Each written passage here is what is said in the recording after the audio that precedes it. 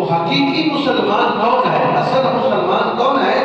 حضرت موسیٰ اشعری رضی اللہ تعالی عنہ، آپ نے آقا کریم علیہ السلام کی بارگاہ اقدس میں عرض کی، یا رسول اللہ سب سے افضل مسلمان کون ہے؟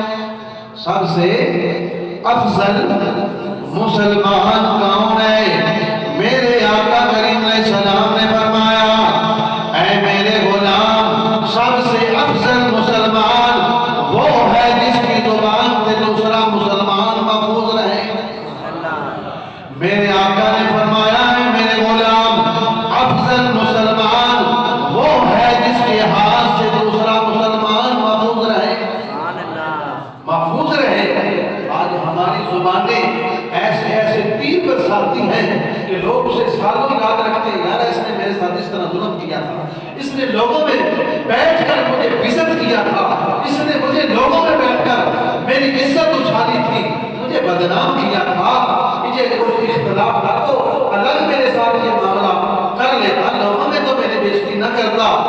پھر ہمارا معاشرہ ہماری زبان سے بھی تیر چلتے ہیں، ہم غیبت بھی کر لیتے ہیں، تاکہ اصل جو مسلمان ہے اس کا یہ شیوا نہیں کہ وہ اپنے مسلمان بھائی کی غیبت کرے، گلے کرے، اس کے بارے میں برا حسن ظن رکھے، ایسا نہیں ہے، ہونا چاہیے۔